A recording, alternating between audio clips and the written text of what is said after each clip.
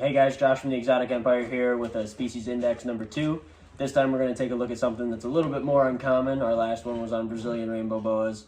We're going to totally change gears here. This is an African tortoise species. It happens to be my favorite tortoise species and one of the only ones I work with here. Being in Michigan, our weather is not very conducive to having tortoises.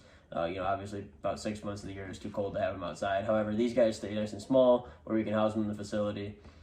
These are Pancake tortoises, and these guys are from Kenya and Tanzania. They're from a kind of hilly, mountainous grassland region. And so this is the male here. And males are actually a bit bigger than females. This is a 10-year-old breeding pair, and this is the female here. So you can see a bit of a size difference. The female's a little more shy, the male's a bit boisterous. But now you'll notice they don't look like most tortoises. They are completely flat.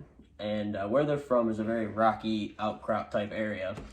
And so this is actually their defense. Instead of being able to pull all the way into their shell and protect themselves, they actually are much, much faster than most tortoises and can scurry away pretty quick. And their shell, I don't know if you guys will be able to tell, but their shell is actually a bit soft. It's a little bit flexible.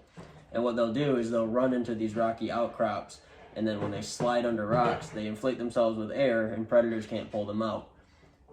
And so that's how they stay safe in the wild and avoid getting eaten. So these are actually some zoo stock animals that we have here. These were originally at the Amarillo Zoo, and then we got them from a conservancy in Illinois. So these are very, very special, very cool animals to us. Like I said, these are 10 years old. They can live north of 35, 50 years. Nobody really knows exactly how long they live. They're actually a critically endangered species, according to the IUCN Red List. So these are very, very important animals for conservation to have established groups in captivity. Luckily, there's a lot of people working with these and actually being successful breeding them. We're seeing a lot more captive bred babies, which is obviously the goal with all of these animals that we get.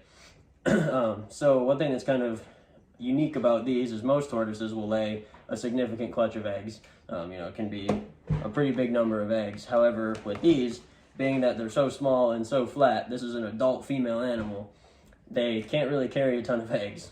So they actually just lay one at a time usually. And females will lay multiple eggs in a season. Usually they start breeding around January, February.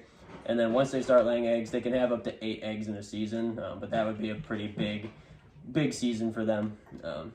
So obviously a pretty low production as far as babies go. They don't produce a ton. And when the babies are born, they're about the size of a silver dollar. They're very small and very, very cute.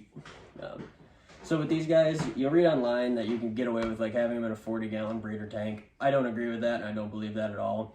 Tortoises are a wandering animal. They like to walk around, and especially these guys, they come from a very hilly, mountainous region. They can actually be found all the way up to 6,000 feet above sea level. So that being said, in our enclosure here, we have them in a 4-foot by 4-foot enclosure. In the summertime, they go out into a 20 by 20 outside, when it's warm.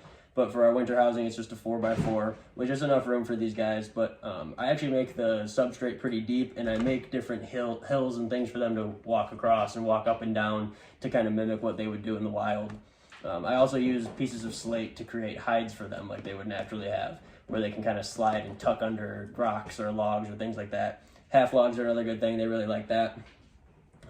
You'll notice this animal is perfectly smooth, perfect shell, bright eyes. She's got a little lettuce hanging from her mouth because she's just eating.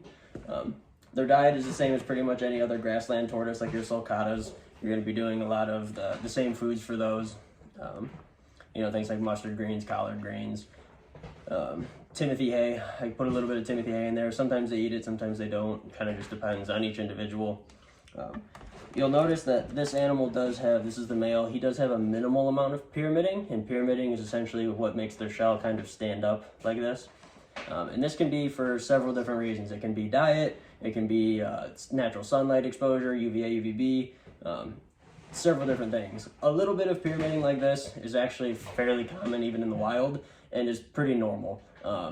Obviously we're shooting for perfectly smooth like our female is, but this is a good example of a healthy, happy adult tortoise. For being 10 years old and having just this minimal pyramiding, this is a solid animal. You'd find them like this in the wild. That brings me to my next point though. Lighting is crucial with these. We actually use the VivTech bulbs for these. I'm a big believer in that product. It's a new bulb. You guys definitely need to check it out if you haven't yet. It's probably the best UVA, UVB on the market right now, and I can't recommend it enough. We use it for everything here, and we've had great success. We're seeing tons of changes in our animals since we've switched to that, all for the better. As far as heat goes, we give them a decent basking spot, right around 95, 100 degrees. They'll lay right in it, and then they kind of move on out. The cool side of their cage is just room temperature, right around 73, 74. We keep our facility fairly cool. And they kind of thermoregulate on their own. I would recommend a basking spot of that, about 95. It's good for them. As far as humidity goes, don't worry too much about it with them. They're a grassland species from Africa, so obviously humidity is not the biggest thing. I will spray them down probably once every other week. And for substrate, I'm using a potting soil sand mix. They're from a very kind of sandy, dry region, so that's what we recreate here. I've also noticed that you'll see them kind of dig for a little bit of moisture if they need it.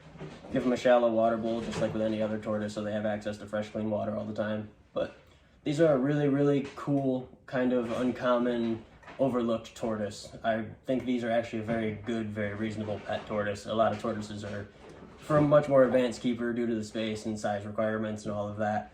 These guys stay small. Like I said, this is as big as they get. This is probably 7-8 inches shell length. They're pretty small. And so I really like these. Babies are typically around $600 a piece, so they are a bit pricier, but for an animal that's going to probably outlive you, I think it's a small price to pay, especially with something this cool. But really, really awesome species, guys. Hope you enjoyed this. Gonna have some more coming for you. Definitely gonna be highlighting some cool stuff in the next few species index episodes, so stay tuned, and we'll catch you in the next one. Thanks, guys.